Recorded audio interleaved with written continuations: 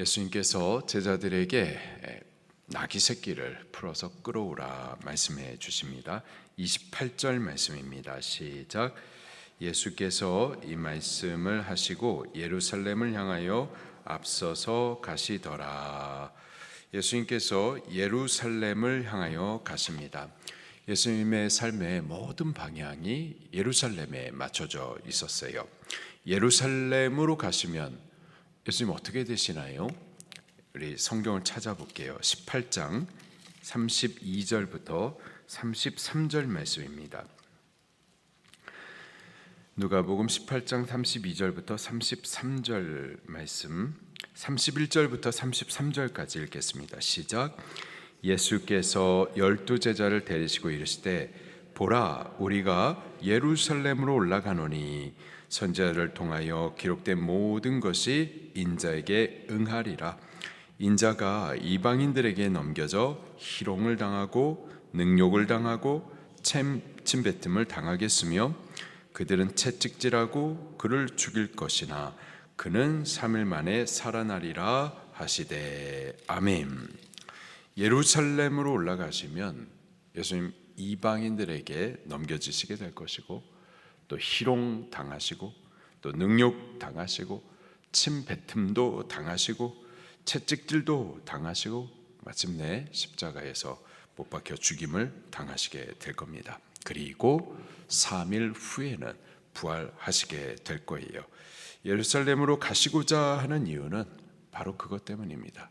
죽으시고 부활하시기 위하여서 선지자들의 예언과 언약, 곧 하나님의 말씀이 예수님 당신을 통해서 성취되게 하시려고 구원의 일을 이루시려고 복음을 이루시기 위하여서 예루살렘으로 가시고자 했었던 거죠.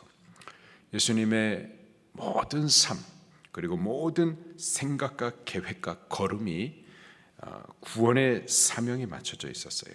복음의 사명에 맞춰져 있었습니다. 그분의 삶도 그렇고 또 죽음까지도 영혼 구원의 일을 위하여서 맞춰져 있죠. 우리는 왜 살죠?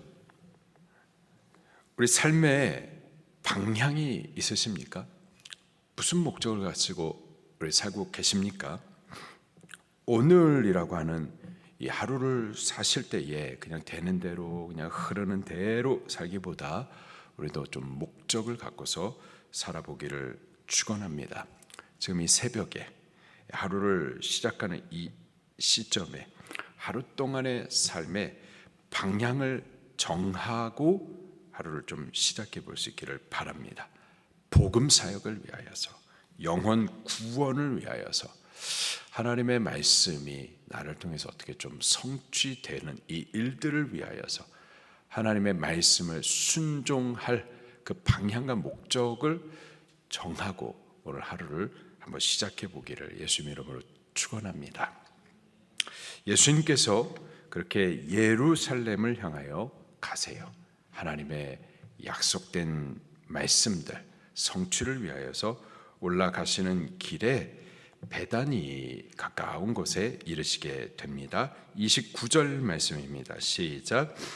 감람원이라 불리는 산 쪽에 있는 벳바게와 베다니에 가까이 가셨을 때에 제자 중 둘을 보내시며, 베다니라고 하면은 예루살렘 동쪽 약 3km 떨어진 곳에 위치해 있습니다. 걸어서는 한 30분, 40분 정도 거리예요. 거기서 제자 둘을 보내십니다. 그리고 다소 황당한 지시를 하세요. 30절, 31절 말씀입니다. 시작. 이르시되 너희는 맞은편 마을로 가라. 거리로 가면 아직 아무도 타보지 않은 나귀 새끼가 메어 있는 것을 보리니 풀어 끌고 오라. 만일 누가 너에게 어찌하여 푸느냐 묻거든 말하기를 주가 쓰시겠다 하라 하시매. 예수님께서 세 가지를 지시하세요. 너희는 먼저 맞은편 마을로 가라. 그리고 나귀를 보게 될 건데 그것을 풀어서 끌고 오라. 누군가가 뭐라고 하면은 주가 쓰시겠다 하라. 이렇게 말씀을 주십니다. 남의 나귀를 끌고 오라 라는 이 말씀이 이해가 되지도 않고 또 순종하기 굉장히 불편합니다. 누가 물으면 주께서 쓰시겠다 하라 이렇게 대답한다라는 것이 이게 대답이 될 수 있을까? 이해가 되지 않아요. 예수님의 말씀이 이해가 되지 아니하고 또 말씀을 따를 때 사람들에게 오해도 받을 수가 있겠지만은 제자들이 예수님의 말씀 그대로 순종합니다. 순종했더니 어떻게 되는가? 32절 말씀을 같이 보겠습니다. 시작. 보내심을 받은 자들이 가서 그 말씀하신 대로 만난지라. 말씀대로 했더니 말씀대로 되는 것을 확인을 하게 됩니다. 그리고 또 계속해서 33절 34절 말씀도 계속 읽어보겠습니다. 시작. 나귀 새끼를 풀 때 그 임자들이 이르되 어찌하여 나귀 새끼를 푸느냐 대답하되 주께서 쓰시겠다 하고, 말씀 순종했더니 말씀대로 되는 것을 확인하고 또 말씀대로 그 나귀를 풀어가지고 끌어오려고 했더니 예수님 말씀하신 대로 그 나귀의 주인들이 왜 그것을 풀려느냐 그런 것을 또 듣게 되고, 또 그래서 예수님께서 미리 주신 말씀대로 또 대답합니다. 주께서 쓰시겠다 하십니다. 그랬더니 그 나귀를 끌고 옵니다. 저희들이 이해되지는 않았지만 말씀 그대로 순종했고 또 순종했었을 때에 또 예수님 말씀대로 되어지는 것을 저들이 체험을 하죠. 여기 제자들의 순종 우리도 좀 배울 수 있기를 예수님 이름으로 축원합니다. 제자들의 순종의 특징이 있는데요, 한 세 가지입니다. 첫 번째로 예수님께서 말씀을 하셨어요. 그 말씀을 듣고 말씀 그대로 순종했습니다. 우리가 예수님을 순종하기 위해서는 먼저 예수님의 말씀을 들어야 하고 또 그 말씀을 순종해야만 하는 겁니다. 자기 생각대로 주님을 섬기려고 해서는 안 되겠어요. 말씀 없이 자기 소견대로 주를 위한다라고 했었을 때 얼마나 위험한 일들이 벌어지는지를 사사기 말씀이 우리에게 가르쳐 주시죠. 사사기 말씀을 보니까는 입다라고 하는 사사가 있었어요. 저가 자기의 하나뿐인 처녀 딸, 그 딸을 하나님 앞에 서원하죠. 서원해가지고는 인신 제물로 삼아 제사를 올리려고 하는 일이 있었습니다. 사람을 제물로, 인신 제물을 하나님 앞에 바치면 하나님께서 기쁘게 받으시나요? 이렇게 해도 되는 건가요? 아니죠. 그렇게 하면 안 되는 겁니다. 그런데 주를 위하겠다라고 하면서 인신 제물을 삼으려고 했었던 거죠. 말씀이 없으면 이런 일까지 하게 되는 겁니다.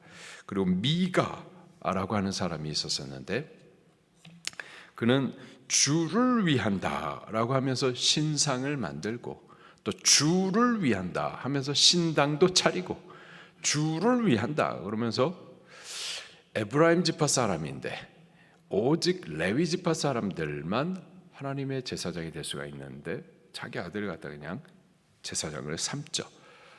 그리고서는 에봇도 입히고 또 드라빔도 두고, 하여튼 말씀이 없으면은 그렇게 혼미한 신앙생활을 할 수밖에 없는 거죠. 오늘 우리들은 주를 위하되 먼저는 주님의 말씀을 들어야만 하겠습니다.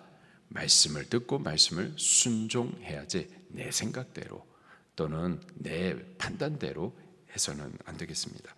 두 번째, 제자들은 예수님의 말씀을 이해하지는 못했었습니다. 이해되지 않아도 순종했었던 거죠. 우리는 하나님의 말씀을 이해해서 순종하려고 해서는 안 됩니다. 하나님의 말씀을 우리가 다 이해할 수 있다라고 생각해서는 안 돼요. 예수님께서 성령을 통하여서 잉태하셨습니다.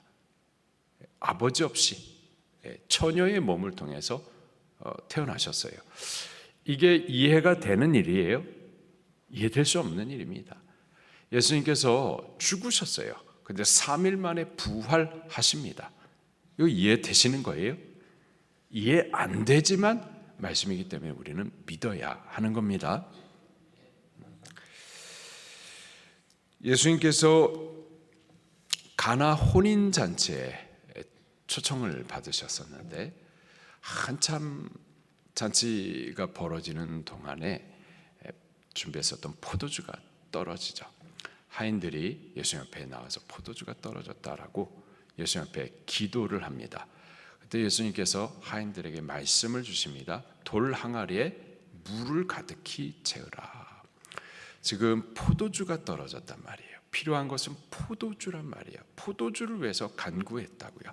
근데 예수님의 말씀은 돌 항아리에 물을 채우라. 이해가 되지 않아요. 그러나 하인들은 이해되지 않았지만 말씀대로 순종하여서 돌 항아리에 물을 가득히 채우죠. 그랬었을 때에 기적을 체험할 수가 있었던 겁니다.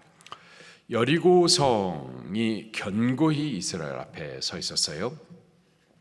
여호와의 군대 장관이 여리고 성을 무너뜨릴 수 있는, 싸워서 승리하고 그 땅을 정복할 수 있는 방법을 가르쳐 주는데 매일 여리고 성을 한 바퀴씩 돌라. 그렇게 7일 동안 돌고 7일째는 7바퀴를 돌라. 지금 싸움을 앞두고 있는데 싸움에서 승리하는 방법이 칼싸움도 아니고 뭐 창을 만들어서 창 던지는 연습을 하는 것도 아니고 성을 돌라. 이해가 되지 않아요. 이해가 되지 않았지만은 말씀이기 때문에 말씀 그대로 순종합니다. 순종했었을 때에 칼싸움 한 번도 하지 않았지만은 여리고 성을 무너뜨리고 그 성을 정복할 수가 있었었죠.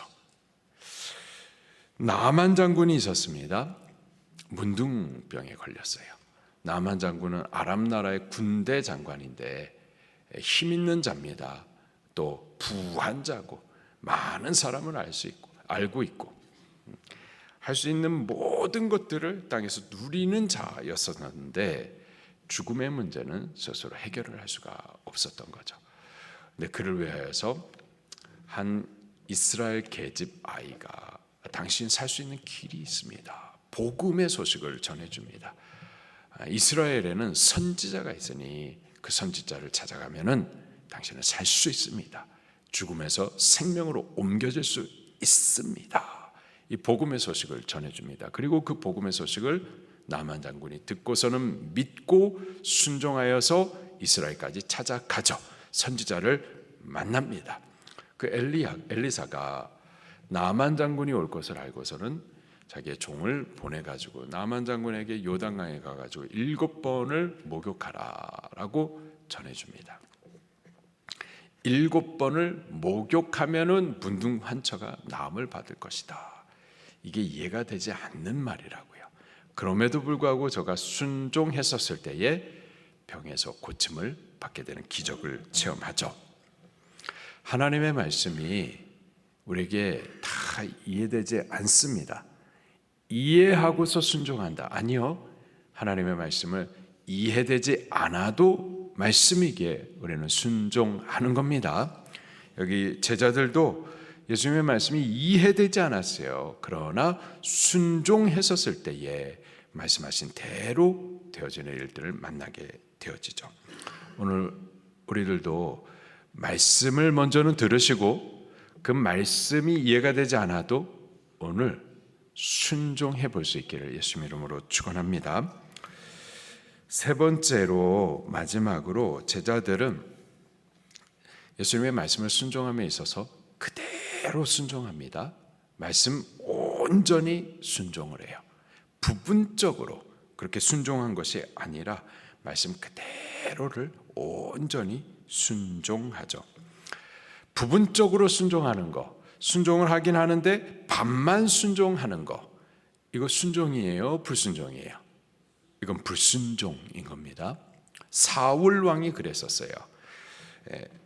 사무엘상 13장에 보니까는 사울이 아말렉과의 전쟁을 하게 됩니다. 하나님께서 사무엘을 통해서 미리 말씀을 주세요. 전쟁에서 승리할 것이다. 근데 주의해야 될 것이 승리하고 나서 그 땅에 짐승들 아무것도 스스로 취하려 하지 말고 진멸하라. 하나도 남김없이 모든 짐승들을 우양의 새끼들까지도 다 진멸하라 말씀을 주셨어요. 그래서 그 말씀을 따라서 나아가지고는 전쟁에 승리하고 또 그 말씀을 따라서 그 짐승들을 갖다가 다가 아니라 순종하여서 죽이죠. 죽이는데 좋은 것들, 아주 살찌고 좋은 것들은 남겨두고 나머지를 다 죽였었던 거죠. 이거 순종이에요, 불순종이에요? 불순종인 겁니다. 사울이 그 살찐 짐승들을 남김에 있어서 나름대로 이유가 있었었고, 사무엘이 왔었을 때 나름대로 변명을 했었습니다. 그 변명이 뭐냐면은 이 좋은 것들을 남겨가지고 당신 하나님 여호와 앞에 제물로 올려드리고자 했습니다. 이런 변명을 한단 말이죠. 이에 대해서 사무엘이 아주 유명한 말을 남기죠. 사무엘상 15장 22절에 순종이 제사보다 낫고 여호와 하나님의 말씀 듣는 것이 수양의 기름보다 나으니. 순종했다라는 거예요, 안 했다라는 거예요? 순종 안 했다라는 거죠. 부분적인 순종은 그건 불순종인 겁니다. 우리는 하나님의 말씀을 순종하되 그대로 온전하게 순종해야만 하는 겁니다. 오늘 하루를 사는 동안에 우리가 예수 그리스도의 제자가 돼가지고 먼저는 많은 들리는 말들 가운데에 예수 그리스도의 말씀에 귀를 열어서 들으시기를 바랍니다. 그리고 주시는 그 말씀이 이해가 되지 않는다 하더라도 그 말씀을 순종하십시다. 그리고 그 말씀을 순종함에 있어서 부분적으로만 할 것이 아니라 그대로 온전하게 순종해서 말씀대로 되어지는 것을 좀 체험하고 또 나의 순종을 통하여서 주의 계획하시는 구원의 일들이 이루어질 수 있도록 나를 좀 들여볼 수 있기를 예수님 이름으로 축원합니다. 말씀 붙들고 통성으로 기도하시겠습니다.